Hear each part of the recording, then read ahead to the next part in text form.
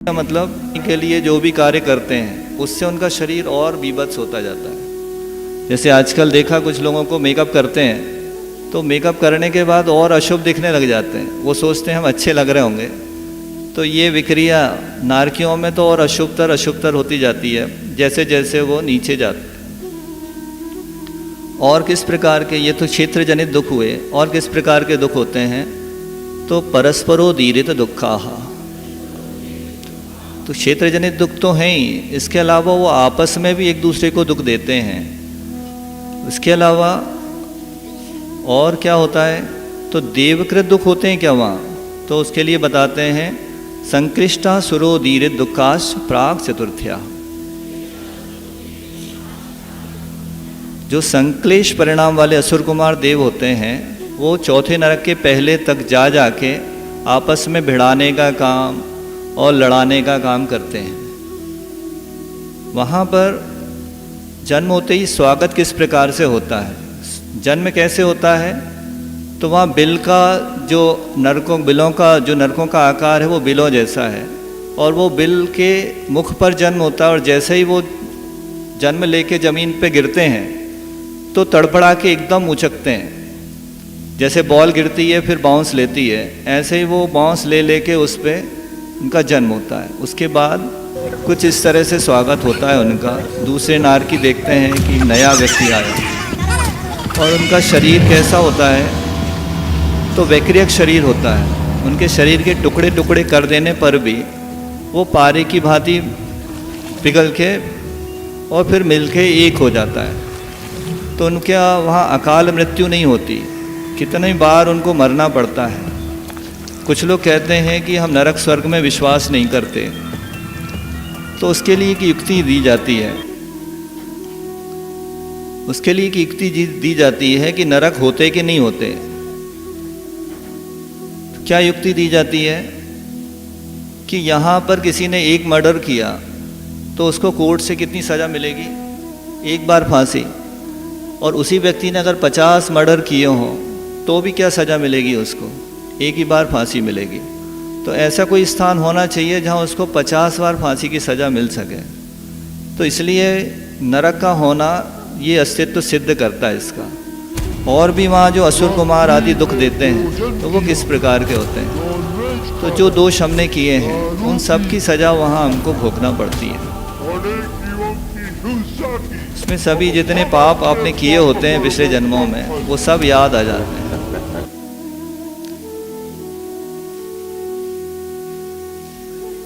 वहाँ पर कितने समय तक रुकना पड़ेगा? कोई में आत्महत्या करना चाहे, वहाँ से भागना चाहे तो भाग सकता है क्या? तो वहाँ से कोई निकल नहीं सकता। कब तक नहीं निकल सकता? तो उसकी स्थिति बताने के लिए कहते हैं तेष विकत्री सप्तदश द्वाविंशति त्रयस्त्रिंशत् सागरोपमा सत्वानाम परा स्थिति है।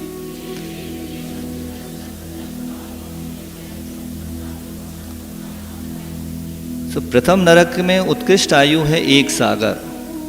सागर को समझने के लिए भी बहुत कठिन काम है, क्योंकि जैसे समुद्र में जितनी बूंदें होती हैं आप उनको काउंट कर सकते हैं क्या?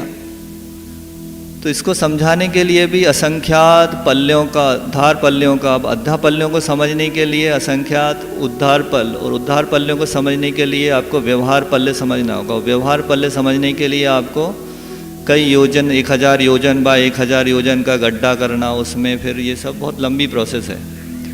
तो उसको समझ लो कि भाई 1 सागर एक बहुत बड़ी स्थिति है, और ये स्थिति बढ़ती जाती है। प्रथम में 1 सागर, द्वितीय में 3 सागर, तृतीय में 7 सागर, चतुर्थ में 10 सागर, पंचम में 17 सागर, षष्ठम में 22 सागर, और सप्तम नरक में 33 सागर।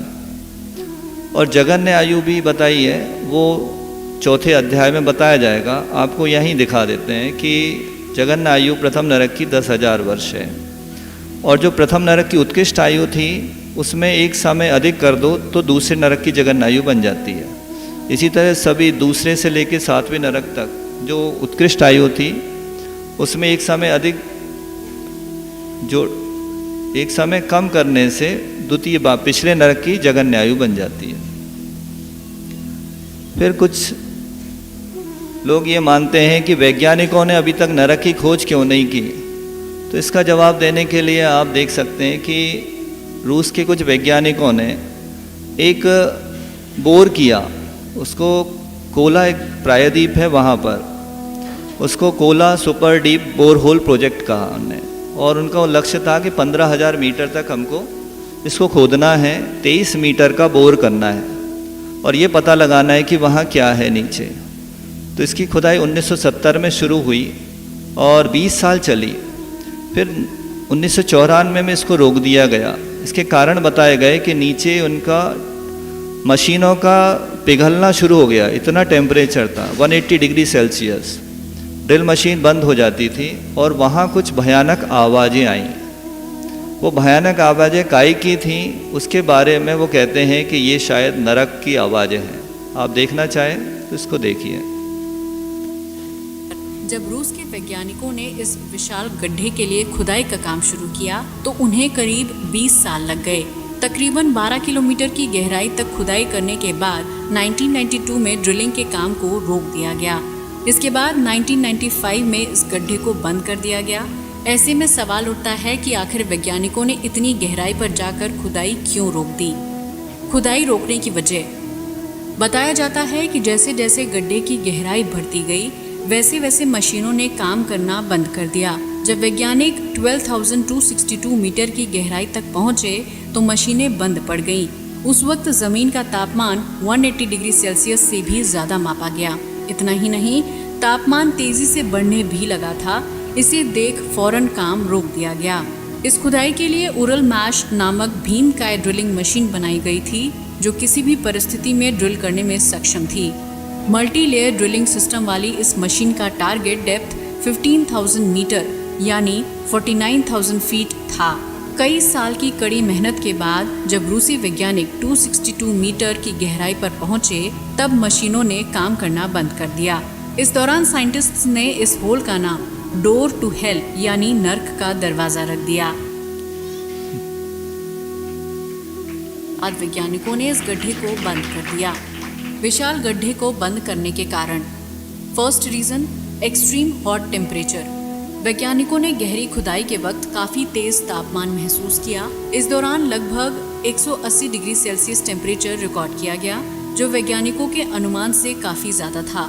इसे आप कुछ इस तरह समझ सकते हैं कि पानी 100 डिग्री सेल्सियस पर उबलने लगता है तो सोचिए भला कि 180 डिग्री सेल्सियस पर क्या हाल होगा। वैज्ञानिकों ने अंदाजा लगाया था कि यहाँ तापमान 100 डिग्री सेल्सियस से ज़्यादा नहीं होगा, लेकिन वो गलत साबित हुए और टेम्परेचर उनके अनुमान से काफ़ी ज़्यादा निकला। गड्ढे की ज़्यादा गहरी खुदाई इसलिए भी रोक दी गई क्योंकि इतने ज़्यादा तापमान पर ड्रिलिंग करने में काफ़ी परेशानी होने लगी थी। इसके अलावा यहाँ पत्थरों की डेंसिटी भी बढ़ने लगी थी। इसका मतलब है कि हर तरह से ड्रिलिंग करने में एक के बाद एक रुकावटें आती जा रही थी। आखिरकार इस गड्ढे की बाकी खुदाई को रोक दिया गया। अब तक कई देश पृथ्वी के नीचे की चट्टानों में खुदाई करने की कोशिश कर चुके हैं जिसमें अमेरिका, जर्मनी और रूस शामिल हैं। सेकेंड रीजन, इस गड्ढे को काफ़ी मजबूती से ना सिर्फ बंद किया गया बल्कि इसे पूरी तरह से सील भी कर दिया गया था। ऐसा इसलिए किया गया ताकि कोई इस प्रोजेक्ट को फिर से शुरू ना कर सके। कुछ लोगों का कहना है कि वैज्ञानिकों को इसकी खुदाई के दौरान कुछ ऐसा मिला जो काफ़ी चौंकाने वाला था। उन्हें यहाँ नर्क मिला। ऐसा कहने के पीछे ये वजह बताई जाती है क्योंकि यहाँ लोगों के चीखने और चिल्लाने की आवाज़ें सुनी गई। हालांकि ये सुनने में थोड़ा अजीब ज़रूर लग रहा होगा लेकिन ये सच है। सोचने वाली बात है कि धरती के नीचे इतनी गहराई पर लोगों के चीखने की आवाज़ कैसे सुनाई दे सकती है। कोई यहाँ भला कैसे जिंदा रह सकता है। रूस के एक वैज्ञानिक जब खुदाई के वक्त गड्ढे की तली में पहुंचे तो उन्हें पृथ्वी की गहराई में डरावनी आवाज़ें सुनाई दी। ये इतनी खतरनाक थी कि सुनने भर से ही पसीने छूट जाएं। इसलिए इसे साउंड ऑफ हेल नाम दिया गया। रूसी वैज्ञानिक ने इन भयानक आवाज़ की रिकॉर्डिंग कर ली। रिकॉर्डिंग के दौरान इस्तेमाल किए गए माइक्रोफोन का यूज़ टेक्टोनिक प्लेट्स को खोजने के लिए इस्तेमाल किया जाता है। कहते हैं कि वैज्ञानिक इन आवाज़ों को सुनकर बुरी तरह घबरा गए और उन्होंने इसे सील कर दिया। उन्हें डर था कहीं वो गड्ढे को खोदने के दौरान नर्क के रास्ते न पहुंच जाएं।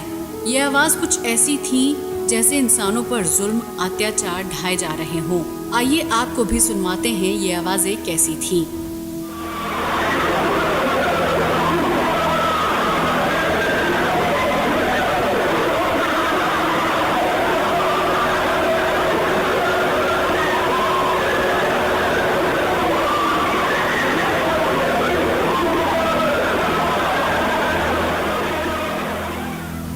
इस बात पर कुछ वैज्ञानिकों का ये भी कहना है कि शायद ये आवाज़ टेक्टोनिक प्लेट्स में हलचल की भी हो सकती है। खैर, असल बात क्या है ये आज भी रहस्य बना हुआ है। तो इस तरह से आपने देखा कि वैज्ञानिक भी नरक मानते हैं, लेकिन उनकी खोज अधूरी है। विज्ञान जो शब्द है उसका किसी ने ऐसा संधि विकसित किया था, विकल ज्ञान को विज्ञान कहते हैं। जो ज्ञान अभी पूरी तरह से पुष्ट नहीं हो पाया, अधूरा है, इनकम्प्लीट साइंस को विज्ञान का। कौन कौन इसमें से जाना चाहता है, तो ये सब देख के आपको भी लगेगा, संवेग उत्पन्न होगा कि हमें नरक में नहीं जाना। इस बारे में सब लोग ये जो धर्म में से जुड़े हुए मानते हैं कि हम नरक नहीं जाएंगे। लेकिन मेरे अंदर तो ये प्रश्न उठता है कि एक सज्जन जो महावीर भगवान के समूह शरण में सबसे प्रथम पंक्ति में सबसे आगे बैठते थे, सबसे ज़्यादा बातचीत महावीर भगवान से करने वाले थे, सबसे ज़्यादा प्रश्न पूछने वाले वो ही थे, सबसे ज़्यादा बातचीत और सबसे प्रमुख श्रोता थे, वो अभी नरक में है। तो आप अपने आप को इतना सुरक्षित कैसे महसूस कर रहे हैं, इस पे थोड़ा विचार कर लेना। जब तक आपका गुणस्थान चतुर्थ है तब तक आप किसी भी गति में जा सकते हैं, लेकिन आपने प्रतिमा ली तब आपकी गारंटी हो जाएगी कि अब आप नरक नहीं जाएंगे। इसलिए ये नरक दिखाने का एक तात्पर्य ये भी था कि आपके अंदर ये भाव आए कि हमारा गुणस्थान कम से कम चौथे से ऊपर तो आए। अब आगे बढ़ते हैं। 7 भूमियों के ऊपर तिर्यक लोग हैं, तो उसका कथन करने के लिए अगला सूत्र बताते हैं। जम्बू द्वीप लवणो दादय शुभ नामानो द्वीप समुद्राहा। जम्बूद्वीप आदि शुभ नाम वाले द्वीप और लवणोद आदि शुभ नाम वाले समुद्र हैं। इसमें शुभ नामानो कहा, इसका मतलब क्या है? तो आचार्य जी ने इसकी बहुत अच्छी व्याख्या की थी। उसको ये लोग शुल्लक जी के सामने भी सब थी, शुभ नामानी ऐसा क्यों कहा, उसको आचार्य जी स्वयं बताएंगे जब प्रवचन में आएंगे तब। फिर द्वीप समुद्रों की जानकारी देने के लिए अगला सूत्र कहते हैं, दिर्दिश विष्कम्बाः पूर्व पूर्व परिक्षेपिणो बल्या कृतयः। वे सभी द्वीप और समुद्र डबल डबल डायमीटर वाले हैं और एक दूसरे को घेरते हुए चूड़ी के आकार वाले हैं। तो इसके चित्र के माध्यम से आप देख सकते हैं कि ये कैसे, ये द्वीप है, फिर समुद्र है, फिर द्वीप है, फिर समुद्र है। इस तरह से ये एक दूसरे को घेरे हुए चूड़ी के आकार में, और सबसे मध्य में जम्बूद्वीप है। ये जम्बूद्वीप में पंचमेरु दिख रहे हैं आपको, और पंचमेरु में मध्य में जो मेरु है उसके ऊपर ये स्वर्ग का ऋतु विमान है। ये कितने योजन का है? और ये सुमेरु पर्वत की जड़ बताई जा रही है 1000 योजन की। और सुमेरु पर्वत ऊपर कितना है? तो 99,040 योजन की चूली का है। तो टोटल हो गया 1,40,000 योजन का सुमेरु पर्वत हो गया। और उतनी ही मध्यलोक की ऊंचाई है।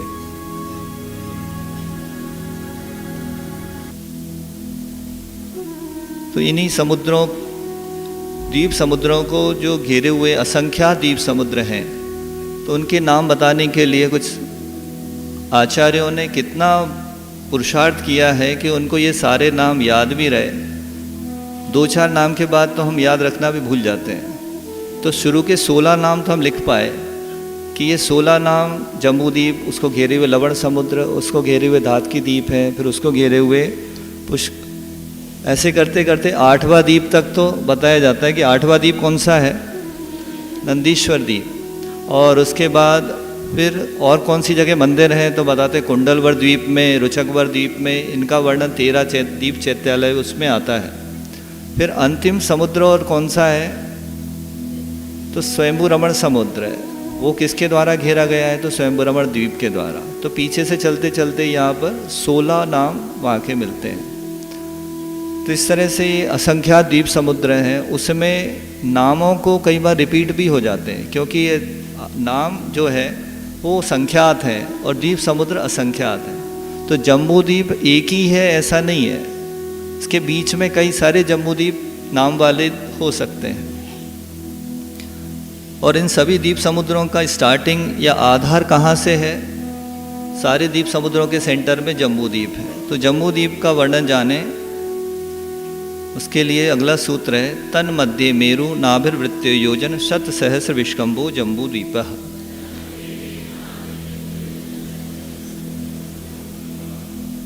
इन सभी द्वीप समुद्रों के बीच में गोल और 1,00,000 योजन विष्कंभ यानी डायामीटर वाला जम्बू द्वीप है, और उसके मध्य में नाभि के समान मेरु पर्वत, जैसे हमारे बॉडी में सेंटर ऑफ ग्रेविटी नाभि मानी जाती है, उसी तरह पूरे जम्बू द्वीप या पूरे मध्य लोक का सेंटर कहाँ पर है?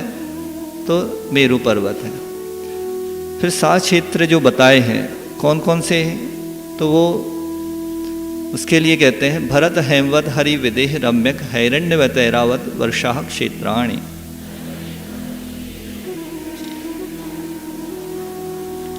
तो ये जम्बूद्वीप 7 क्षेत्रों में डिवाइड हुआ है। उसके 7 क्षेत्रों के नाम कहते हैं भरतवर्ष, हेमवत, हरिवर्ष, विदेह वर्ष, रम्यक वर्ष, हैरण्यवत वर्ष और ऐरावत वर्ष, ये क्षेत्र हैं। इसको भी आप एक वीडियो के माध्यम से देख सकते हैं।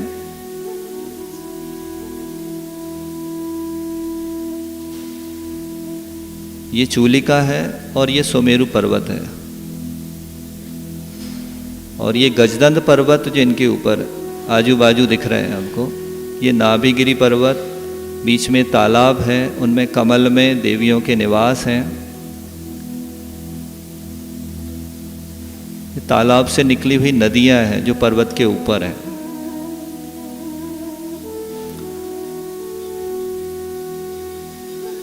तो इसका पूरा विस्तार कितना है? तो 1,00,000 योजन डायमीटर वाला है। इसी तरह ये सिमेट्रिकल है, विदेह के या सुमेरु पर्वत के उत्तर में और दक्षिण में दोनों में सिमेट्रिकल है। सुमेरु पर्वत में मणियों से खचित है, इसको स्वर्णगिरी नाम भी दिया जाता है। अब कुछ विद्यार्थियों के मन में प्रश्न उठना होगा कि हम तो ये मानते हैं कि पृथ्वी ऐसी नहीं है, ये तो फ्लैट मान रहे हैं पृथ्वी को, जबकि पढ़ाया क्या जाता है कि पृथ्वी कैसी है? गोल है, एक बॉल की तरह है, स्पिनिंग बॉल। तो इसको सिद्ध करने के लिए या इसको गलत सिद्ध करने के लिए कुछ लोगों ने प्रयास किए। तो उसमें एक वैज्ञानिक हुए कैप्टन जी रॉश और कैप्टन फ्रेशियर। इनने दुनिया के जो ग्लोब है उसका साउदर्न ग्लोब, साउदर्न पार्ट, दक्षिणी भाग में 30 डिग्री लेटीट्यूड पर, जहाँ पर इसकी परिधि कितनी है तो 10,700 मील है, वहाँ पर उनने स्टार्ट किया चलना। और 30 डिग्री लेटीट्यूड पर चलते चलते उनने सोचा कि हम अगर गोल घूम के आएंगे तो उसी स्थान पे आना चाहिए।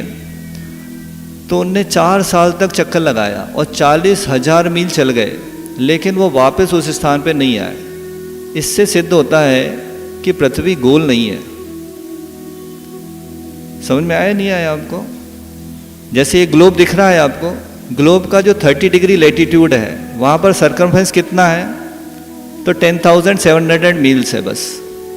ठीक है, पृथ्वी का दिख रहा है आपको ग्लोब, रेड कलर में एरो बना हुआ है, दिख रहा है सर्कमफ्रेंस। वहाँ पर उतना सर्कमफ्रेंस है कि कोई भी व्यक्ति जाके घूम के आ सकता है। तो उनने 30 डिग्री लेटीट्यूड पर चलना शुरू किया और चलते चलते उनने 40,000 मील चल गए, तो भी वो वापस उसी स्थान पे नहीं आए। अगर गोल होती तो वापस उसी स्थान पे आ जाते। ऐसे बहुत सारे लॉजिक दिए गए। एक बुक है बाय एरिक डोबे,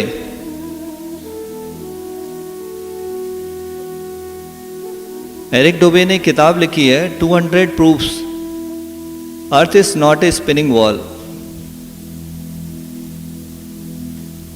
और YouTube पे आप एरिक डोबे का चैनल भी देख सकते हैं। फ्लैट अर्थ के ऊपर उसने करीब 8 घंटे का वीडियो दिया हुआ है, 8.5 घंटे का वीडियो। उसमें ये प्रूफ किया उसने कितने तरह से, जैसे वाटर लेवल को लेके उसने प्रूफ किया है, फिर उधर जो कंस्ट्रक्शन होते हैं उनको लेके प्रूफ किया है, लेज़र के द्वारा प्रूफ किया है, और नासा ने जो इमेजेस दिए हैं प्लैनेट्स के, वो सब एक्चुअल में जो दिखते हैं वैसे नहीं दिए।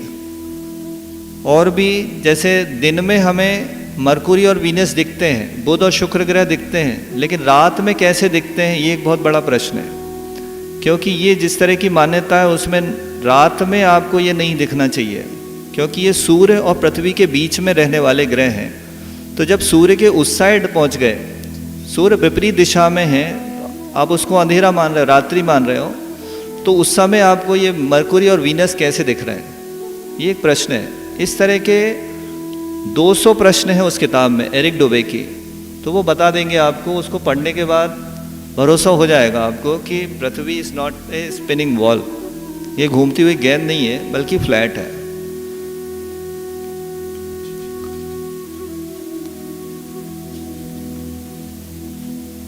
इसी तरह स्विस कैनाल की जो कंस्ट्रक्शन हो रहा था, स्विस कैनाल का कंस्ट्रक्शन जब हुआ तो उसके लिए टेंडर निकाला, तो अंग्रेज़ों ने भी उसको ट्राई किया कि हम स्विस कैनाल बना। स्विस कैनाल जानते हैं आप, रेड सी और मेडिटेरियन सी के बीच में है, और साउथ अफ्रीका का चक्कर लगा के जाना पड़ता था।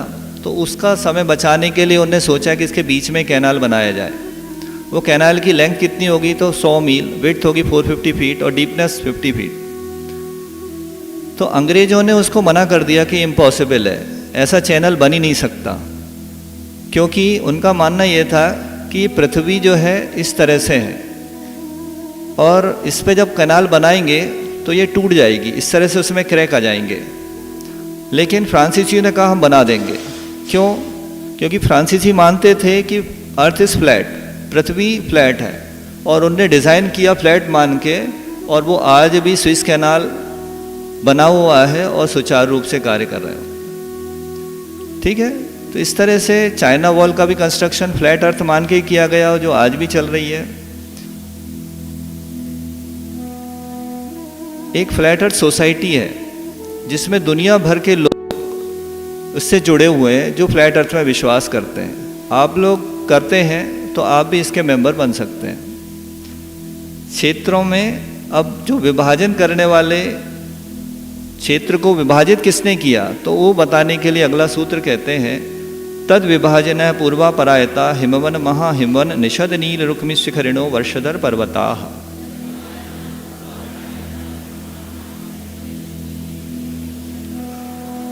तो ये जो 7 क्षेत्र विभाजित हुए हैं, ये किनके माध्यम से विभाजित हुए हैं, तो पर्वतों के माध्यम से। उसको देखने के लिए ये देखिए,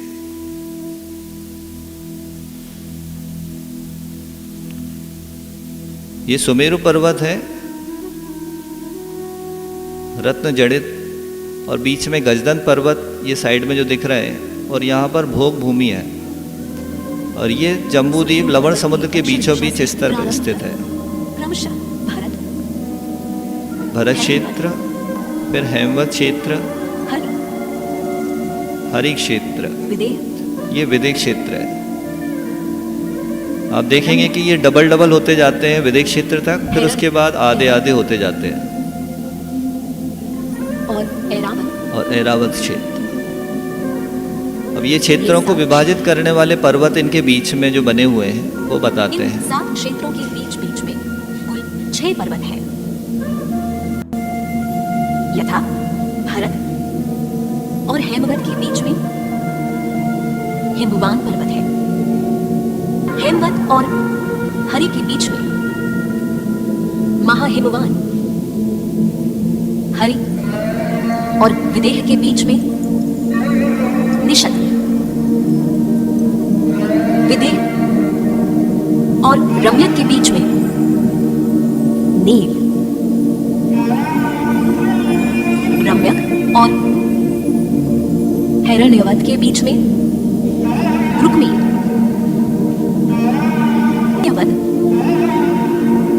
और ऐरावत के बीच में शिखरिन पर्वत है। अब इन पर्वतों के रंग जो दिख रहे हैं उसको बताने के लिए सूत्र कहते हैं, हेमार्जुन तपनीय वैडुर रजत हेममयाः। ये 6 पर्वतों के जो वर्ण हैं वो क्रम से इस प्रकार हैं कि प्रथम जो पर्वत है वो किस रंग का है, सोने के जैसा, दूसरा चांदी के जैसा, तीसरा तपाए हुए सोने जैसा, लालिमा लिए हुए, वैडूर मणि जैसा, जैसे मोर कंठ होता है वैसा, और फिर उसके बाद चांदी और सोने जैसा। तो ये सिमेट्रिकल वो बताया था पहले आपको। अच्छा, इसमें एक प्रश्न का समाधान आपको मिल सकता है। स्कूल में एक क्वेश्चन आता था कि वाई मतलब आकाश लाल क्यों दिखता है और फिर दिन में नीला क्यों दिखता है, इस तरह के कुछ प्रश्न उठते थे। तो ये जब सूर्य और चंद्रमा जो सुमेरु पर्वत की परिक्रमा कर रहे हैं, तो ये तपाए हुए सोने वाला जो पर्वत है उसके ऊपर जब सूर्य आता है तो हमारे यहाँ भरत क्षेत्र में वो सूर्योदय दिखता है, और उसके रिफ्लेक्शन के कारण वो आकाश लाल दिखता है। ठीक, और उसके पहले जो डॉन मतलब सूर्योदय के पहले नीला क्यों दिखता है, तो ये वैडूर मणि वाला जो है नीलकंठ, मोर के कंठ के समान वो पर्वत है, तो उसके रिफ्लेक्शन के कारण वो आकाश नीला दिखाई देता है। और उन पर्वतों में क्या विशेषता है वो बताने के लिए कहते हैं मणि विचित्र पार्श्व उपरि मूले च तुल्य विस्तारा। ये जो पर्वत हैं ये साइड में, इनके साइड में मणि खचित हुए हैं, चित्र विचित्र मतलब अनेक प्रकार के मणियों से वो चित्रित हैं।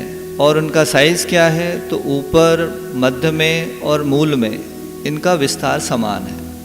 अभी जो ट्रायंगुलर शेप क्या कॉनिकल शेप के पर्वत होते हैं वो वेदरिंग के कारण होते हैं। वेदरिंग जानते हैं आप लोग? वेदरिंग इफेक्ट के कारण उनका ये होता है। और जो अकृत्रिम पर्वत हैं उनका साइज़ कैसा होता है, तो वो इक्वल साइज़ होते हैं, ऊपर, बीच में और मूल में। और यहाँ सर्वत्र क्यों नहीं लिखा? चाहते तो आचार्य उमा स्वामी सर्वत्र लिख देते, लेकिन सर्वत्र इसलिए नहीं लिखा क्योंकि सभी जगह बराबर साइज नहीं है। फिर उसके पर्वतों के ऊपर क्या है, तो कुछ तालाब हैं। आप लोग आश्चर्य में करेंगे कि पर्वतों के ऊपर तालाब कैसे हो सकते हैं। तो उदाहरण बता देते हैं आपको कि अमरकंटक गए आप लोग? अमरकंटक के पर्वत से 3 नदियाँ निकली हैं। कौन कौन सी? नर्मदा, सोन और जोहिला। इसी तरह गंगा आदि 5 नदियाँ कहाँ से निकली हैं? हिमालय पर्वत से। पंजाब जो नाम है वो कैसे पड़ा? पंचधन आब, पंच मतलब 5, आब मतलब पानी। तो जहाँ से 5 नदियाँ निकली हैं उस जगह का नाम पंजाब है। तो इसी तरह यहाँ जो पर्वत बताए गए उन पर्वतों के ऊपर क्रम से पद्म, महापद्म, तिगिंच, केसरी, महापुंडरीक और पुंडरीक, ये 6 पर्वतों के ऊपर 6 तालाब स्थित हैं।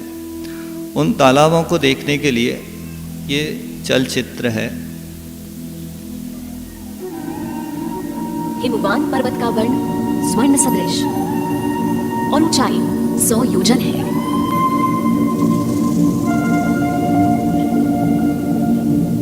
महाहिमवान का वर्ण चांदी सदृश और ऊंचाई 200 योजन है।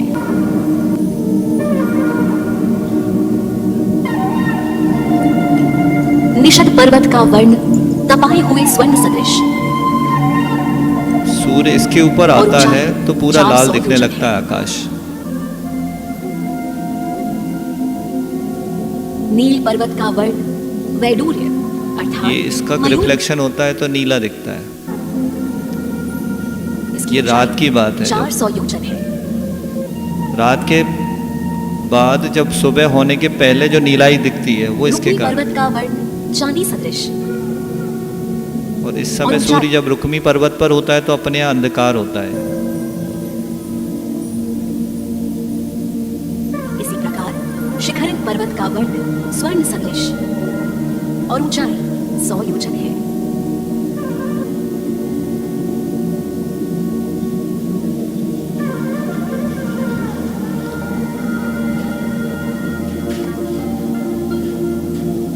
हिमवान पर्वत पर पद्म नामक सरोवर है। महाहिमवान पर महापद्म, निषद पर तिगिंच,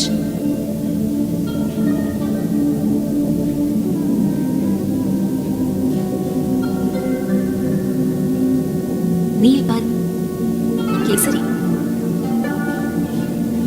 रुक्मी पर महापुंडरी तथा शिखर पर पुंडरीक नाम के सरोवर है।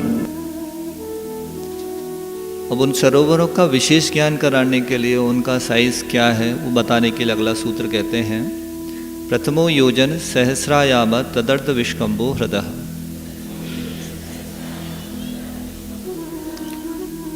जो पहला तालाब पद्म सरोवर के ऊपर, उसका साइज बताते हैं कि वो 1000 योजन लंबा और इससे आधा चौड़ा, यानी 500 योजन उसकी चौड़ाई है। उसकी गहराई कितनी है, तो उसके लिए अगला सूत्र है 10 योजनावगाह। गहराई 10 योजन की है।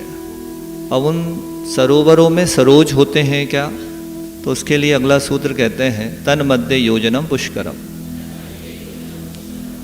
उन सरोवरों के बीच में 1 योजन का कमल है जो पृथ्वी कायक है। और आगे आगे सरोवरों का क्या है, तो उसके बल तद द्विगुण द्विगुण हृदय पुष्कराणि च।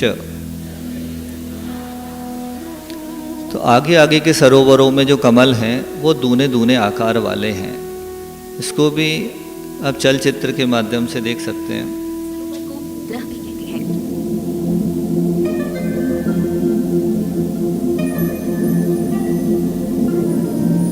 इन सभी ग्रहों की लंबाई अपने पर्वत की ऊंचाई से 10 गुना है और चौड़ाई अपने पर्वत की ऊंचाई से 5 गुना है।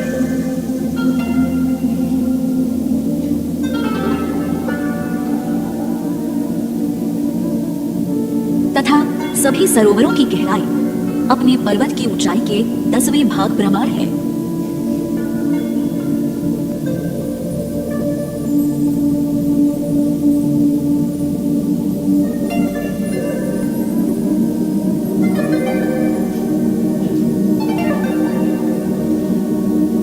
यथा हिमवान पर्वत की ऊंचाई 100 योजन है, अतः उस पर स्थित पद्म सरोवर की लंबाई 100 × 10 = 1000 योजन, चौड़ाई 100 × 5 = 500 योजन और गहराई 100/10 = 10 योजन प्रमाण है। इसी प्रकार सभी सरोवरों की लंबाई, चौड़ाई और गहराई का प्रमाण जानना चाहिए।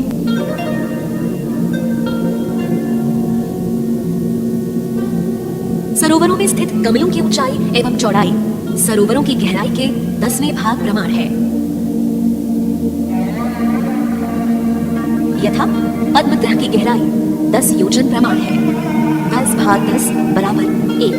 अतः पद्म ग्रह में रहने वाले कमल की ऊंचाई एवं चौड़ाई दोनों 1-1 योजन प्रमाण है।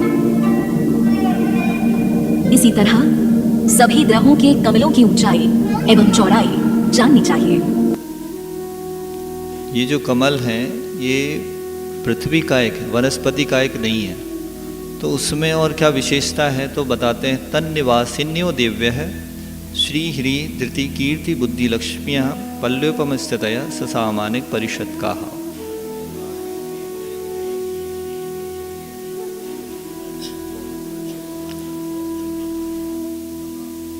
इनमें देवियों के निवास हैं और उनके नाम इस प्रकार हैं। पद्म सरोवर में श्री देवी, महापद्म में ह्री देवी, तिगिंच में धृति देवी, केसरी में कीर्ति देवी, महापुंडरीक में बुद्धि देवी और पुंडरीक में लक्ष्मी देवी का निवास है। इसको इस तरह से देख सकते हैं हम।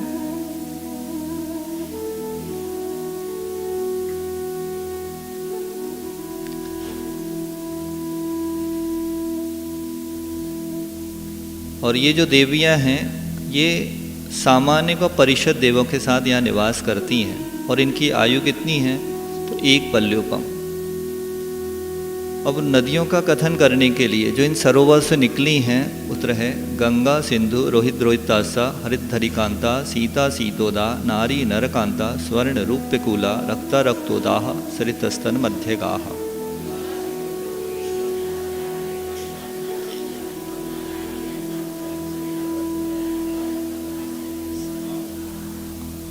तो ये नदियाँ किस दिशा में बहती हैं उनको बताने के अगला सूत्र है द्वयोर्द्वयोः पूर्वाः पूर्वगाः।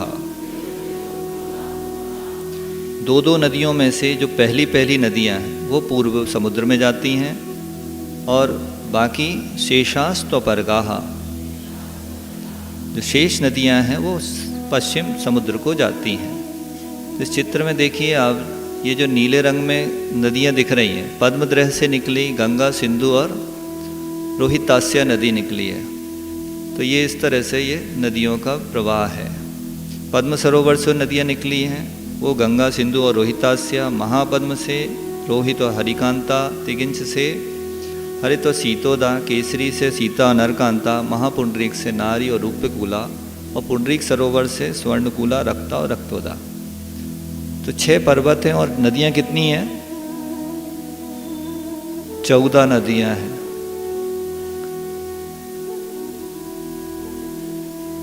उन नदियों की जो सहायक नदियों हैं उनको बताने के लिए अगला सूत्र कहते हैं, 14 नदी सहस परिवृता गंगा सिंध्वादयो नद्यः।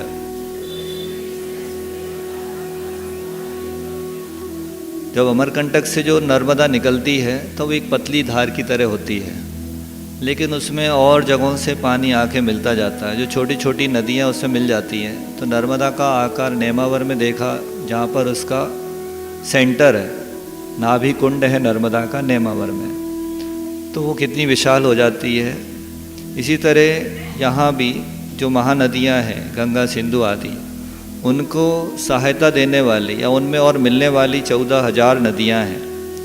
गंगा और सिंधु के लिए 14,000, इसी प्रकार ये डबल या दुगनी होती जाती हैं। रोहित और रोहितास्या में 28,000 सहायक नदियाँ हैं, हरित में 56,000, फिर 1,12,000 सीता और सीतोदा, और फिर उसी क्रम से आदि होती जाती हैं।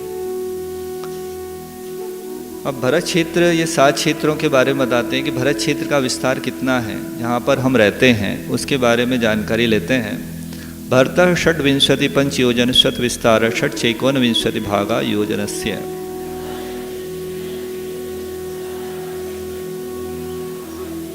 तो भरत क्षेत्र का विड्थ कितना है? तो 526 सही 6/19 भाग। फिर उसका आगे के क्षेत्रों का विस्तार बताते हैं। तद द्विगुण विस्तारा वर्षधर वर्षा विदेहांताः। तो भरत क्षेत्र के विस्तार से दुगना विस्तार है, दुगना करते जाइए। कहाँ तक? तो विदेह पर्यंत, क्योंकि विदेह के बाद क्या है तो उन्होंने बताया उत्तरा दक्षिण तुल्याः। उत्तर के क्षेत्र और पर्वतों का विस्तार कितना है? तो दक्षिण के क्षेत्रों पर्वतों के समान है। समान कैसा? कि वो एक तरह से सिमेट्रिकल, मेरू के इस उत्तर में और दक्षिण में सिमेट्रिकल है। जैसा भरत क्षेत्र का विस्तार है वैसा वहाँ पर ऐरावत क्षेत्र का विस्तार, और ये एक मिरर इमेज की तरह ले सकते हैं आप।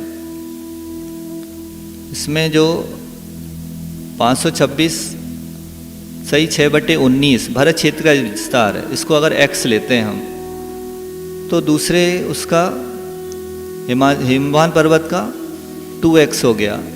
ऐसे ही हेमवत क्षेत्र का 4x ले लो और महाहिमवान का 8x, ऐसे दुगना करते जाइए। हरि क्षेत्र का 16 और निषद पर्वत का 32 गुना, विदिक क्षेत्र का 64 गुना। अब ये विस्तार सिमेट्रिकल है, तो अब यहाँ से कम होना शुरू हो जाएगा। नील पर्वत का 32 गुना और रम्यक क्षेत्र का 16 गुना, रुक्मी पर्वत का 8 गुना और हैरण्यवत पर्वत का 4 गुना और शिखरिन पर्वत का 2 गुना, और ऐरावत क्षेत्र का जितना भरत क्षेत्र का था उतना ही विस्तार होगा।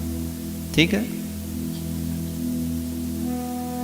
फिर उन क्षेत्रों में जो मनुष्य आदि रहते हैं उनके अनुभव का ज्ञान कराने के लिए सूत्र कहते हैं, भरत ऐरावत यो वृद्धि ह्रासौ 6 समयाभ्याम उत्सर्पिण्य व सर्पिणीभ्याम।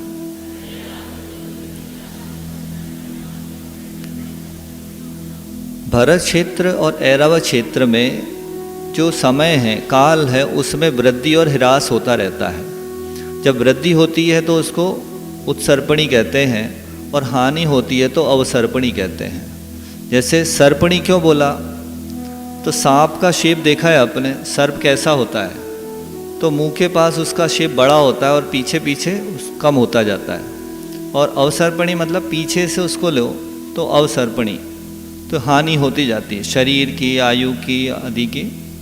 और कितने काल, उत्सर्पणी काल कितने उसका होता है समय का, तो 10 कोटा कोटि सागर का। अवसर्पणी काल भी 10 कोटा कोटि सागर का। भक्तांबर में आप लोग पढ़ते हैं कल्पांत काल पवनोद्धत, तो कल्पांत काल का मतलब क्या होता है? तो एक कल्प काल कितना होता है? तो एक उत्सर्पणी और एक अवसर्पणी पूरा उसको जोड़ने पर 20 कोटा कोटि सागर का एक कल्प होता है। तो वो जो शब्द आता है कल्पांत काल पवनोद्धत, तो कल्प का अंत कब होता है? जब एक उत्सर्पण और एक सर्पण पूरा हो जाता है, तब उस समय प्रलय होता है। उस समय का वर्णन उसमें किया गया है। काल चक्र एक घड़ी के डायल की तरह होता है। प्रथम काल उसको सुषम सुषमा कहते हैं, दूसरे काल को सुषमा कहते हैं, तीसरे को सुषम दुष्मा, चौथे को दुष्म सुषमा, और पंचम काल अभी कौन सा काल चल रहा है? ये कौन सा काल है? दुष्मा। दुष्मा मतलब यहाँ दुख रहने वाला है। और छठा काल इससे और खतरनाक आने वाला है, जो कि दुष्म दुष्मा काल। तो ये तो था अवसर्पणी काल। इसके बाद उत्सर्पणी काल शुरू होगा, तो उसमें प्रथम काल होगा दुष्म दुष्मा, द्वितीय काल होगा दुष्मा, फिर तृतीय दुष्म सुषमा, चतुर्थ काल सुषम दुष्मा, पंचम काल होगा सुषमा, और छठम काल होगा सुषमा सुषमा। के बारे में और जानकारी लेते हैं कि सुषम सुषम काल क्या होता है? तो सुखी सुख रहता है, और उसका काल कितना? 4 कोटा कोटि सागर। इसको उत्तम भोग भूमि का काल कहा जाता है। यहाँ मनुष्यों की ऊंचाई कितनी होती है? तो उत्कृष्ट 6000 धनुष, जगन्य 4000 धनुष। आयु कितनी होती है? तो 3 पल और जगन्य से 2 पल। फिर सुषम काल 3 कोटा कोटि सागर का होता है। इसको मध्यम भोग भूमि कहते हैं। इधर 4000 धनुष से 2000 धनुष ऊंचाई होती है, 2 पल से 1 पल आयु होती है। फिर सुषम दुष्मा काल में आयु कितनी, काल कितना होता है? 2 कोटा कोटि से। ये जगन्य भोग भूमि कहलाती है। इधर ऊंचाई कितनी होगी? तो 2000 धनुष से 500 धनुष तक, और आयु 1 पल से 1 पूर्व कोटि तक। फिर दुष्म सुषमा काल कितना होगा? तो 42,000 वर्ष कम 1 कोटा कोटि सागर का होता है, जिसको हम चौथा काल बोलते हैं, जब इस समय तीर्थंकर होते हैं। और ये ऊंचाई कितनी होती शरीर की? तो उत्कृष्ट 500 धनुष आदिनाथ भगवान की, और जगन्य से 7 हाथ। फिर आयु कितनी होती है? तो 1 पूर्व कोटि मैक्सिमम, और मिनिमम 120 वर्ष। फिर पंचम जिसको आप कहते हैं, वो दुष्म काल की कितना टाइम पीरियड है? तो 21,000 वर्ष का है। इसमें ऊंचाई 7 हाथ से 3.5 हाथ तक मिनिमम मैक्सिमम, और आयु 120 वर्ष मैक्सिमम और 20 वर्ष मिनिमम। ये घटती जाती है। और ये छठा काल जिसको आप कहते हैं दुष्म दुष्मा 21,000 वर्ष का रहेगा। इसमें 3.5 हाथ उत्कृष्ट ऊंचाई, जो कम होते होते 1 हाथ तक आ जाएगी। इसी तरह आयु 20 वर्ष की उत्कृष्ट, जो घटते घटते अंतिम समय में 16 वर्ष बचेगी। तो इस तरह 10 कोटा कोटि सागर का एक अवसर्पणी या उत्सर्पणी काल होता है। फिर आगे उसमें भूमियों की क्या अवस्था है, तो उसको बताने के लिए कहते हैं ताभ्याम अपरा भूमयो वस्थिता। तो ये जो पहले वाले सूत्र में बताया कि भरत और ऐरावत क्षेत्र में परिवर्तन होता रहता है, इनको छोड़कर बाकी भूमियों में क्या स्थिति रहती है? तो बोले अवस्थित रहते हैं। अवस्थित मतलब उनमें काल फिक्स रहता है, काल परिवर्तन नहीं होता। तो उसके लिए बताते हैं कि जैसे उत्तम भोग भूमि थी वहाँ पर, कहाँ पर? देवकुरु उत्तर कुरु, ये कहाँ पर थे? सुमेरु पर्वत के आसपास, जो गजदंत के आकार का बताया, देखा था आप लोगों ने? वहाँ पर उत्तम भोग भूमि होती है, सुषम सुषमा जैसी स्थिति रहती है। फिर उससे पास में जो हरि क्षेत्र और रम्यक क्षेत्र थे, वहाँ सुषम काल रहता है, अवस्थित फिक्स है वो, मध्यम भोग भूमि का काल रहता है। फिर हेमवत हिरण्यवत, ये हमारे पास के जो क्षेत्र है, और ऐरावत के पास वाला ये जगन्य भोग भूमि का है। इधर सुषम और दुष्मा काल रहता है हमेशा। विदिक क्षेत्र में कैसा रहता है? तो जो हमारे यहाँ अभी चतुर्थ काल जैसा व्यवस्था है, दुष्म सुषमा की जो शुरुआत में व्यवस्था रहती है, 500 धनुष की ऊंचाई, तो इस तरह से 1 पूर्व कोटि आयु, वो यहाँ विदिक क्षेत्र में हमेशा बनी रहती है। फिर अंतर्द्वीपज जो कुभोग भूमि है, अंतर्द्वीपज मतलब लवण समुद्र के अंदर कुछ द्वीप हैं, उनको अंतर्द्वीपज, वहाँ कुभोग भूमि रहती है। तो वहाँ कैसा काल चलता है? तो सुषम दुष्मा काल रहता है, स्थित है, अवस्थित है, वो चेंज नहीं होता। फिर मानुषोत्तर पर्वत और से लेके स्वयंप्रभ पर्वत, स्वयंप्रभ पर्वत कहाँ पर है? तो स्वयंभू द्वीप के बीचों बीच, अंतिम जो बताया था द्वीप स्वयंभू द्वीप, उसके बीचों बीच एक स्वयंप्रभ पर्वत है। वहाँ तक असंख्या द्वीप समुद्र आ गए उसके बीच में। वहाँ सुषम और दुषम काल रहता है, और बाकी का जो बचा हुआ स्वयंभू समुद्र द्वीप है और स्वयंभू समुद्र है, वहाँ पर दुष्मा काल, जो अभी यहाँ काल चल रहा है वैसा काल वहाँ बना रहता है। वहाँ पर त्रियंचों के भी पंचम गुण स्थान होता है, जैसा यहाँ पर होता है।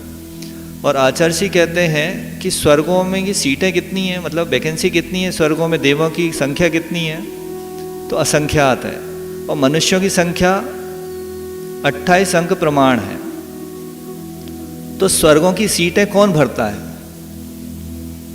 तो मनुष्य तो गिनती के हैं, उसमें कई नरक भी जाने, तिरंच बनेंगे, कुछ मनुष्य बनेंगे, और देवगति जाने वाले तो बहुत कम हैं। अधिकतर जो सीटें हैं स्वर्गों की वो तिरंच ही भरते हैं। कौन से तिरंच भरते हैं?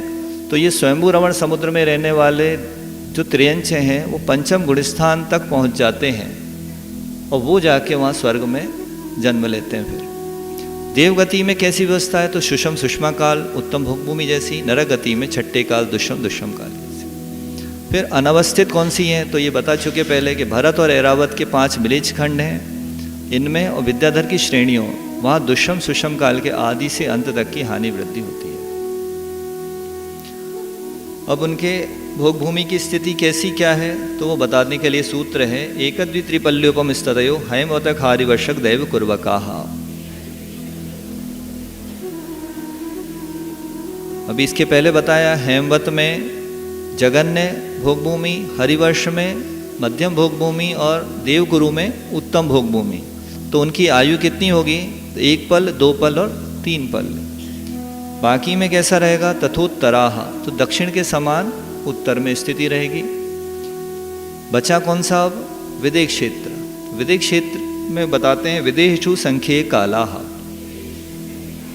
तो विदेहों में संख्यात वर्ष की आयु वाले मनुष्य होते हैं। कितनी आयु बताई थी?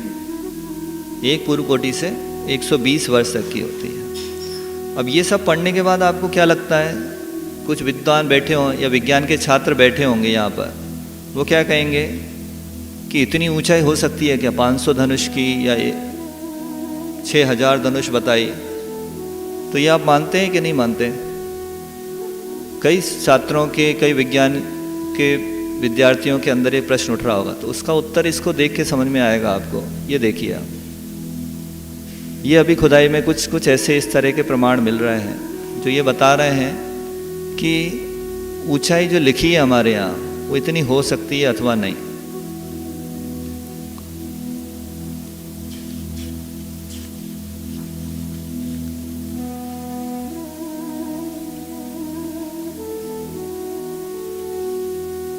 इसी तरह त्रेंचों में भी देखिए आप, ये हाथी, फिर इसके बाद ये गिरगिट, इसके बाद ये एनाकोंडा, ये सर्प है। और ये न्यूज़ में भी आया, इंटरनेट पे भी आप देख सकते हैं, टर्की की जो हड्डी फोसिल्स में मिली है वो इतनी बड़ी है कि कंगारू से भी बड़ी हो जाए। और कुछ ऐसे फ्रॉग्स भी मिले, मेंढक का भी बताते हैं, क्लेम करते हैं, दावा करते हैं साइंटिस्ट कि जो डायनासोर्स को भी खा सकते थे। तो इस तरह से ये सिद्ध हो रहा है कि अवसर्पणी काल होने से अवगाहना कम होती जा रही है, जो पहले ज़्यादा थी अब धीरे धीरे कम होती ही जा रही है। अब भरत क्षेत्र का विस्तार दूसरी तरह से सिद्ध करने के लिए एक सूत्र देते हैं, भरतस्य विष्कंभो जम्बू द्वीपस्य 90 भागः। भरत क्षेत्र का विस्तार जो जम्बू द्वीप है उसका 190वां भाग है। तो इसका भी सिद्ध किया था हमने कि भरत क्षेत्र अगर x है तो हिमवान कितना होगा? उससे दुगना। हेमवत क्षेत्र उससे दुगना।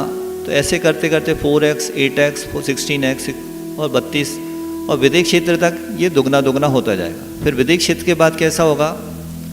तो फिर वही आधा आधा होता जाएगा। तो ऐरावत क्षेत्र कितना हुआ? तो जितना भरत क्षेत्र था। इन सब का टोटल कितना होना चाहिए? 1 लाख योजन, क्योंकि जम्बूद्वीप की कितना विष्कम बताया था? 1 लाख योजन का। तो इनको जोड़ने के बाद क्या बनता है? 190x किसके बराबर होगा? 1 लाख के। तो x की वैल्यू कितनी आएगी, तो इसको उससे भाजित कर दो, तो 190वां भाग सिद्ध हो गया ये। फिर भरत, ये जम्बू द्वीप की चर्चा हुई। अब आगे का जो द्वीप है वो कौन सा है, धातकी द्वीप। तो धातकी द्वीप के बारे में बताते हैं। द्विधातकी खंडे, धातकी द्वीप खंड में जो क्षेत्र हैं, पर्वत हैं, उनका साइज, आकार जो भी, वो जम्बू द्वीप से दुगना दुगना है। फिर इसके बाद पुष्करार्धे च, और पुष्कर वर्ग का जो आधा पार्ट है उसमें धातकी खंड के बराबर ही है। तो आप सोचेंगे कि पुष्कर वर्ग द्वीप का पूरा क्यों नहीं बताया, तो उसका रीज़न आगे के लिए बता रहे हैं, आगे बताएंगे अगले सूत्र में। प्रांग मनुष्योत्तरान मनुष्याः, ये जो पुष्करवत द्वीप है उसके बीचों बीच एक पर्वत की श्रृंखला है, वो उसका नाम है मानुषोत्तर पर्वत। ठीक है, तो ये पर्वत के कारण जो पुष्कर द्वीप है वो दो भाग में विभाजित हो जाता है। इसलिए वहाँ जो पिछले सूत्र में पुष्करार्ध लिखा था वो इसीलिए लिखा था कि ये आधा पार्ट ही लेना है आपको। तो टोटल कितना हो गया, द्वीप कितने हो गए इसमें, एक जम्बू द्वीप, दूसरा धातकी द्वीप और आधा पुष्करवर्त। तो इसको क्या बोलेंगे हम, ढाई द्वीप बोलते हैं। ढाई द्वीप के अंदर ही मनुष्य का वास होता है, उसके बाहर मनुष्य जा नहीं सकता। तो ये बताने के लिए कहते हैं कि प्रांग मानुषोत्तरान मनुष्य, मानुषोत्तर पर्वत के पहले तक ही मनुष्य हैं। और इसका विस्तार कितना है, तो ये बताने के लिए जम्बू द्वीप का आकार कितना है, 1,00,000 योजन। फिर उसको दुगना लवण समुद्र है। पिछले सूत्र में पहले बताया था कि ये डबल डबल होते जाते हैं। तो लवण समुद्र दुगना है, तो दोनों तरफ 2-2 लाख योजन जोड़ लीजिए। फिर धातकी द्वीप कितना है, तो लवण से डबल, तो 4-4 योजन दोनों साइड जोड़ लीजिए। कालोद समुद्र जो है वो उससे डबल है, तो 8-8 योजन दोनों तरफ जोड़ लीजिए। और पुष्करवर का आधा, पुष्करवर टोटल कितना है, तो 16 लाख योजन का, उसका आधा 8 योजन। तो मानुषोत्तर पर्वत का डायमीटर कितना आएगा, 45 लाख योजन। तो ये ढाई द्वीप का विस्तार का हो, यहाँ तक ही मनुष्य पाए जाते हैं, इसके बाहर मनुष्य नहीं पाए जाते। और यहीं से सिद्ध बनते हैं। तो सिद्धालय कितना होगा, उसका भी साइज 45 लाख योजन ही होगा, क्योंकि इसके बाहर मनुष्य है ही नहीं, तो वो सिद्ध बनने की बन ही नहीं पाएगी। अब बाकी और मनुष्यों के भेद बताने के लिए कहते हैं कि मनुष्य 2 प्रकार के होते हैं, आर्या म्लेच्छाश्च। मनुष्य 2 प्रकार के होते हैं, आर्य और म्लेच्छ। आर्य मतलब जो धर्म को जानते हैं, करते हैं या धार्मिकों के साथ रहते हैं, और जो इससे विपरीत होते हैं उनको म्लेच्छ कहते हैं। इनके और भी भेद किए गए। जो आर्य मनुष्य हैं उनके 2 भेद किए, रिद्धि प्राप्त आर्य और रिद्धि रहित आर्य। रिद्धि प्राप्त आर्य मतलब जिनको रिद्धियाँ प्राप्त हैं ऐसे आर्य, रिद्धिधारी मुनिराज हैं, उनको रिद्धि प्राप्त आर्य मनुष्य कहते हैं।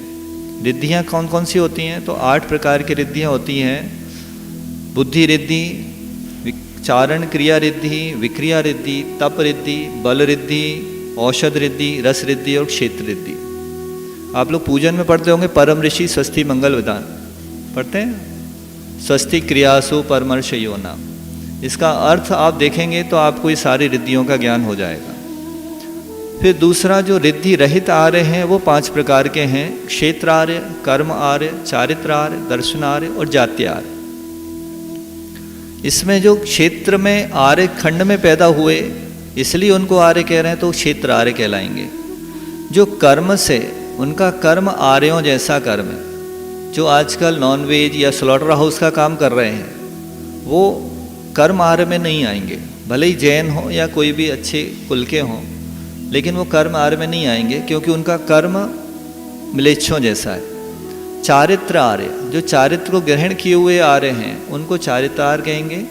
दर्शन आर्य, जो श्रद्धा जिनकी समीचीन है उनको दर्शन आर्य कहेंगे, जिनकी नहीं है वो म्लेच्छ कहलाएंगे। इसी तरह जात्य आर्य, जो जाति में उत्पन्न हुए हैं आर्य, जिनकी उच्च जाति है उसको जात्य आर्य कहेंगे। फिर म्लेच्छ कौन से हैं, तो तो मिलेच्छ के भी दो भेद हैं, अंतर्द्विपज मिलेच्छ। वहाँ पर अभी बताया था ना, कुभोग भूमि है। कुभोग भूमि मतलब क्या होता है? कुभोग भूमि का मतलब क्या होता है कि वहाँ आपको कोई पुरुषार्थ नहीं करना।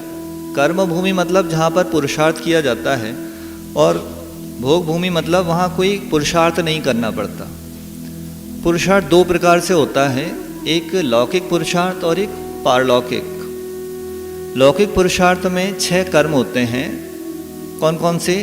असी, मसी, कृषि, वाणिज्य, विद्या और शिल्प। तो जहाँ पर ये 6 कार्य किए जाते हैं वो कर्म भूमि कहलाती है, और जहाँ पर ये 6 कार्य नहीं करना पड़ते वो भोग भूमि कहलाती है। और दूसरी बात ये है कि पारलौकिक जो कर्म है, अर्थात पारलौकिक कर्म कौन सा है? तो संवर निर्जरा या चारित्र ग्रहण करना, ये मुक्ति प्राप्त करना, ये पारलौकिक पुरुषार्थ कहलाता है। तो पारलौकिक पुरुषार्थ जहाँ किया जा सकता है वो कर्म भूमि है, और जहाँ नहीं किया जा सकता वो भोग भूमि कहलाती है। भोग भूमि में कल्प वृक्षों के माध्यम से सारी इच्छाओं की पूर्ति होती रहती है। कर्म भूमि में पुरुषार्थ के द्वारा होती है। तो ये जो कुभोग भूमि है वो क्या होती है? तो वहाँ पर भी पुरुषार्थ नहीं करना पड़ता। वहाँ की मिट्टी इतनी मीठी होती है कि उसी को खा के तैर होती है। आचार्य जी ने बोला था कि वहाँ की मिट्टी भी हलवा से कम नहीं होती। लेकिन ये कुपात्रों को दान दिया है जिनने, वो जाते हैं वहाँ कुभोग भूमि में, और जिनने सत्पात्र को दान दिया है वो अच्छी जो भोग भूमि बताई थी ना, उत्तम, मध्यम और जघन भोग भूमि, वहाँ जाते हैं सत्पात्र को दान देने से। और भी कई ग्रंथों में, त्रिलोकसार आदि में बताया कुभोग भूमि में कौन उत्पन्न होते हैं। तो बहुत सारे कारण दिए हैं। उसमें एक कारण ये भी बताया है कि कुभोग भूमि में वो लोग उत्पन्न होते हैं जो खाते समय बोलते हैं, भोजन करते समय बोलते हैं, वो कुभोग भूमि में उत्पन्न होते हैं। ऐसा त्रिलोकसार में लिखा हुआ है। और भी जो जाति संकर आदि दोष से दूषित होकर आहारदान देते हैं वो कुभोग भूमि जाते हैं। कई लोग सोचते हैं कि हमने आहारदान दे दिया, आचार्य को किसी को पता नहीं है, दे के आ गए हम, लेकिन उससे आपको क्या मिलेगा? तो आपको दान का फल तो मिलेगा, लेकिन कौन से जगह जाएंगे आप? कुभोग भूमि। ऐसे बहुत सारे कारण लिखे हैं, आपको विस्तार से जानना हो तो आप अलग से मिल सकते हैं या त्रिलोकसार ग्रंथ में देख सकते हैं। इस तरह से ये कुभोग भूमि में कैसा होता है, तो उनके शरीर बड़े अजीब व गरीब रहते हैं। किसी की नाक इतनी बड़ी होगी कि वो पैरों से टकराएगी, और कान इतना बड़ा होगा कि वो ओढ़ के सो जाए उसको, ठीक। और किसी का मुख ऐसा होगा जैसे घोड़े का, हाथी का मुख होगा, बाकी शरीर मनुष्य का। इस तरह से जो आप कार्टून्स में देखते हैं ना, तो वो सब वहाँ कुभोग भूमि की व्यवस्था से ही लिए गए ऐसा लगता है। तो इस तरह से कुभोग भूमि जाना कोई नहीं चाहता, लेकिन जो दान करते हैं उनमें दोष लगाते हैं। कई बार दान देते समय हम भी सोचते हैं कि हमने बहुत बड़ा कार्य कर दिया, लेकिन दोषों की तरफ ध्यान नहीं देते। अभी हमने कई बार देखा, लोगों को बोला भी कि भाई इस तरह से दान देना क्या दान होता है कि आपने बाजू वाले के चौके में गए, उससे एक गिलास लिया और साधु के हाथ में रख दिया, तो इससे आपको पुण्य मिलेगा कि पाप मिलेगा? तो वो तो कहता पुण्य मिलेगा। तो हमने कहा कि किस चीज़ का पुण्य मिलेगा आपको? आपने कुछ अपना त्याग किया क्या? स्वस्याति सर्गो दानम, ये सूत्र आएगा आगे। अपनी वस्तु का त्याग करना दान है। तो आपने दान दिया क्या? अपनी वस्तु का त्याग किया क्या? नहीं किया। तो पुण्य किस चीज़ का मिलेगा आपको? तो वो चुप रह जाते हैं। हमने कहा, उनने पूछा पाप मिलेगा आप कह रहे हैं, तो वो कैसे होगा? तो आप जैसे उसके चौके में घुसे, क्या कह के कि मेरे ही चौका है, हटो। चौके वाले से बोल दिया तुम मुझे क्यों रोक रहे हो? बिना पूछे किसी के घर में घुसना पुण्य का काम है, पाप का? फिर जो वेटर काम करता है होटल में, आपको परसता है, तो प्रॉफिट किसको जाता है? वेटर को मिलता है कि मालिक को? तो आपने दूसरे से एक ग्रास लिया और साधु के हाथ में रख दिया, आपको क्या मिलेगा? प्रॉफिट किसको मिलेगा? चौके वाले को। आपने अगर थोड़ा सा भी वस्तु ला के साधु के हाथ में रखा होता तो आपको उतना पुण्य मिल जाता, लेकिन आपने अपनी वस्तु का दान नहीं किया, आपको पुण्य नहीं है। फिर आप वहाँ जब घुसे थे तब आपने पैर धोए थे क्या? आचार्य को आहार देने वाले कितने लोग हैं ऐसे जो पैर धो के अंदर जाते होंगे? उनकी मन शुद्धि रहती है क्या? छल कपट मायाचारी करके वो अंदर जाते हैं, फिर वहाँ शुद्धि बोलते हैं, मन शुद्ध है, वचन शुद्ध है। तो वचन भी शुद्ध हो गया, क्यों? आपने झूठ बोला। काय शुद्ध बची कि नहीं बची, कोई गारंटी से नहीं कह सकता कि मेरा 16 है। आहार जल शुद्ध है ये बोलना भी नाकाम है। क्यों? क्योंकि आप कुछ लाए ही नहीं। आहार जल कैसे शुद्ध बोल रहे हैं? आपको कैसे पता कि इनका आहार जल शुद्ध है? तो ये भी असत्य की कोटि में गया। नवदा भक्ति बिना आहार देना अपराध है। नवदा भक्ति के बिना आहार लेना ही नहीं है, ये साधुओं के लिए बताया गया कि अगर कोई नवदा भक्ति में से एक भी भक्ति कम करे उससे आहार ना लो। तो नवदा भक्ति जिन जिन लोगों ने की है वो ही आहार दें, और जो नहीं दे रहे हैं इस तरह से वो कहाँ जाएंगे? मतलब इतना कड़ा तो मैं नहीं कहना चाहता, लेकिन आप समझ लो कि आप दान भी कर रहे हो और उसका फल भी आपको अच्छा मिले। प्रयास ऐसा करो, अपनी वस्तु का दान हो, चौके वाले से पूछ के अंदर जाइए आप। और नवदा भक्ति करने के लिए सबसे पहले उससे पूछिए गंधोदक कहाँ रखा है। आप अर्घ लेके जाइए, साधु का आहार चल रहा है, आप चुपचाप पीछे उदक चंदन तंडुल पुष्प कई पढ़ के अर्घ चढ़ा दीजिए। उनको नमोस्तु करिए, उनसे कहिए आप उच्चासन पे अच्छे भले विराजमान हैं और मन शुद्धि, वचन शुद्धि, काय शुद्धि, और मैं जो आहार लाया हूँ वो शुद्ध है। तो ये क्या हो गई? नवदा भक्ति हो गई आपकी। आपने पड़घान पहले किया था, साधु नहीं आए, तो वो भक्ति पहले हो चुकी है आपकी। या जो लोग चौके में बैठे रहते हैं, पड़घान करने नहीं आते, तो जब साधु उनके चौके के सामने आता है तो वो कहते हैं आइए आइए आइए, ये एक तरह से उनका प्रतिग्रहण हो गया। बाकी लोग पैर धो रहे हैं, साधु चौके के सामने खड़ा है, तो जो अंदर बैठा उसको ये कहना चाहिए कि आइए महाराज जी, ये उसका प्रतिग्रहण हो गया। फिर गंधोदक आदि लेने के पूरी जो नवदा भक्ति है वो व्यवस्थित करो और उसके बाद फिर दान दो, तो आपको उसका फल मिलेगा। नहीं तो कोई गारंटी नहीं है, क्योंकि सीटें बहुत कम है भोग भूमि में। और मैं देख रहा हूँ कि लाखों करोड़ों लोग आचार्य को आहार दे चुके हैं, तो इतनी सीटें है ही नहीं भोग भूमि में, तो कहाँ जाएंगे वो? आप कंपटीशन तगड़ा है, जो जितनी विशुद्धि से देगा वो उतना वहाँ जाएगा। तो इस तरह से ये कुभोग भूमि के बारे में और विस्तार से जानना है तो आप पढ़ सकते हैं। फिर कर्म भूमि में जो म्लेच्छ किस प्रकार के होते हैं, तो भरत क्षेत्र में 5 खंड तो म्लेच्छ के हुए। भरत क्षेत्र के भाग हो जाते हैं विजयहार पर्वत और 2 नदियों के द्वारा, तो 6 खंड हो जाते हैं, जिसको हम षटखंड अधिपति चक्रवर्ती कहते हैं। तो 6 खंडों को जीतता है। 6 खंड कौन से होते हैं? तो भरत क्षेत्र के 6 खंड में एक आर्यखंड होता है और 5 म्लेच्छ खंड होते हैं। उन म्लेच्छ खंडों में जो पैदा होते हैं वो कर्म भूमिज म्लेच्छ कहलाते हैं।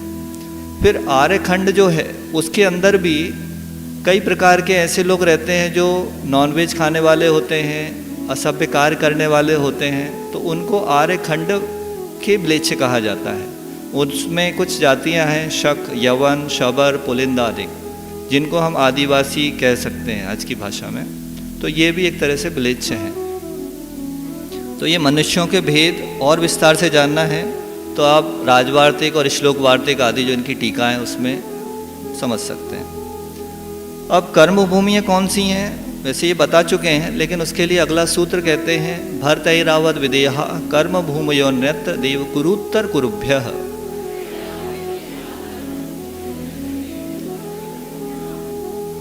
भरत और ऐरावत यहाँ पर कर्म भूमि है, और विदेह में भी कर्म भूमि है, लेकिन वहाँ पर देवकुरु और उत्तर कुरु को छोड़कर। विदेह क्षेत्र आपने देखा था, चित्र में दिखाया था, तो उसमें बीचों बीच जो गजदंत पर्वत के, सुमेरु पर्वत के आसपास का जो क्षेत्र था वो क्षेत्र कहलाता है देवकुरु और उत्तर कुरु। वहाँ पर कौन सी भूमि थी? उत्तम भोग भूमि थी। तो वहाँ के क्षेत्र को छोड़कर बाकी जो विदेह क्षेत्र है वहाँ पर कर्म भूमि रहती है, और भरत क्षेत्र और ऐरावत क्षेत्र में भी कर्म भूमि रहती है। फिर उसके बाद मनुष्यों के बारे में और डिटेल कहते हैं। अगला सूत्र, नृस्थति परावरे त्रिपल्योपमांतर मुहूर्ते। मनुष्यों की उत्कृष्ट स्थिति कितनी होती है? तो उत्कृष्ट स्थिति 3 पल्योपम, और जघन्य कितनी होगी मिनिमम? तो अंतर्मूर्त। कोई भी मनुष्य पैदा हुआ मर गया तो वो गर्भ में आया और चला गया, तो ये इसकी अंतर्मूर्त मात्र उसकी जघन्य आयु कहलाएगी। और 3 पल्योपम कहाँ पर होती है? तो उत्तम भोग भूमि बताई थी, उसमें 3 पल्य होती है। कर्म भूमि में कितनी होगी? 1 पूर्व कोटि। फिर त्रेंचों के बारे में क्या कहते हैं? तो त्रेंचों के बारे में भी यही है, त्रेंच त्र्यग योनि जानांच। त्रेंचों की स्थिति भी उतनी ही जानो। कितनी? 3 पल्य और मैक्सिमम, और अंतर्मूर्त मिनिमम। फिर और इसके डिटेल में जा सकते हैं कि पंचेंद्रीय त्रेंच में जो मछली जलचर आदि होते हैं उनकी उत्कृष्ट आयु 1 पूर्व कोटि, और परिसर्प यानी गो नेवला आदि की उत्कृष्ट आयु 9 पूर्वांग, उरग सर्प आदि की 42,000 वर्ष, पक्षी आदि 72,000 वर्ष, और चतुष्पाद चतुक चौपाए 3 पल्ले।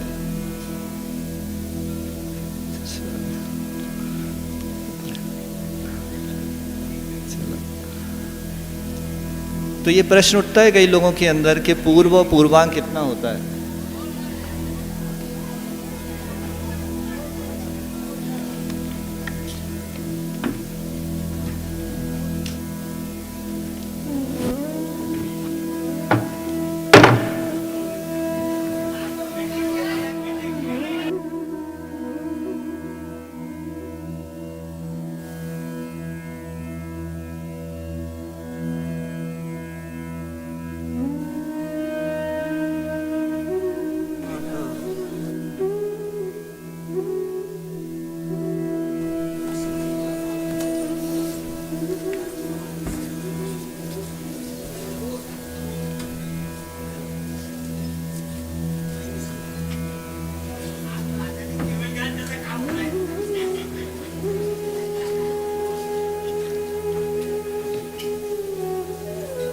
तो ये उत्कृष्ट आयु अलग अलग जीवों की कितनी कितनी होती है उसके बारे में कहते हैं कि पूर्व कोटि पूर्वांग, ये जो बताया अभी, तो पूर्वांग कितना होता है? तो 84 लाख वर्ष का एक पूर्वांग होता है। तो ये परिसर्प का जो 9 पूर्वांग बताया है उसमें 9 का मल्टीप्लाई कर देना, तो 9 में 84 लाख वर्ष का गुणा करोगे, उतनी उत्कृष्ट आयु होती है। फिर पूर्व क्या होता है? तो पूर्व मतलब 84 लाख पूर्वांगों का एक पूर्व होता है। तो वर्ष में कितना होगा? तो 84 लाख का गुणा 84 लाख में करोगे तो एक पूर्व होगा, और यहाँ एक पूर्व कोटि लिखा है तो 1 करोड़ का गुणा करो उसमें। इतनी उत्कृष्ट आयु जलचर मछली आदि की कहाँ पर होती होगी? स्वयंभू रमन। फिर विकलत्र जीवों की उत्कृष्ट आयु 12 वर्ष, त्रिंद्रिय जीवों की 49 दिन अहोरात्र दिन रात, चतुरिंद्रिय जीवों की उत्कृष्ट आयु 6 माह। इन सब की जगन आयु कितनी है? तो अंतर्मुहूर्त। एकेंद्रीय जीवों में पृथ्वी जल अग्नि वायु वनस्पति, इनकी आयु कितनी होती है? तो शुद्ध पृथ्वी की 12,000 वर्ष और खर पृथ्वी की 22,000 वर्ष। जल कायक जीवों की उत्कृष्ट आयु 7,000 वर्ष, अग्नि कायक जीवों की 3 दिन रात मात्र। कुछ लोगों को आपने सुना होगा कि भाई खारी 3 दिन बाद उठाने जाना है। खारी उठाने मतलब किसी का दाह संस्कार करने के बाद उसको 3 दिन बाद ही क्यों उठाते हैं? तो इसका लॉजिक आप इससे जोड़ सकते हैं कि अग्नि की उत्कृष्ट आयु कितनी होती है? 3 दिन रात। तो उसके बाद ही वो अग्नि जो है चित्त रहित अचित्त हो जाए तो इसकी आयु पूरी हो। ऐसी वायु कायिक जीव की उत्कृष्ट आयु 3,000 वर्ष और वनस्पति कायिक जीवों की उत्कृष्ट आयु 10,000 वर्ष। बाकी जो निगोदिया जीव हैं उन सब की अंतर्मूर्त। इति तत्वार्थ सूत्रे 3 अध्याय। फिर कुछ विद्यार्थियों को पढ़ाया जाता है कि डार्विन की थ्योरी ऑफ इवोल्यूशन पढ़ाया कि पहले एल्गी थे या फिर पहले अमीबा से बढ़ना शुरू हुआ, फिर मेंढक बने, एम्फीबियंस बने, फिर रेप्टाइल्स बने, ऐसे करते करते बंदर बने और बंदर से फिर मनुष्य बने। ऐसे डार्विन की थ्योरी है, थ्योरी ऑफ इवोल्यूशन बोलते हैं। इसको पढ़ाया जाता है लेकिन इसको गलत भी सिद्ध कर चुके हैं, इसके बारे में विद्यार्थियों को नहीं बताया जाता। तो इसको जानने के लिए ये पुस्तक आप देख सकते हैं, और भी डार्विन की जो गलतियां हैं उनको आप समझ सकते हैं। तो इस तरह से ये तृतीय अध्याय के बारे में पूर्ण हुआ। और विशेष ज्ञान के लिए और जिन लोगों ने इनकी मदद की उन सब के लिए आभार है।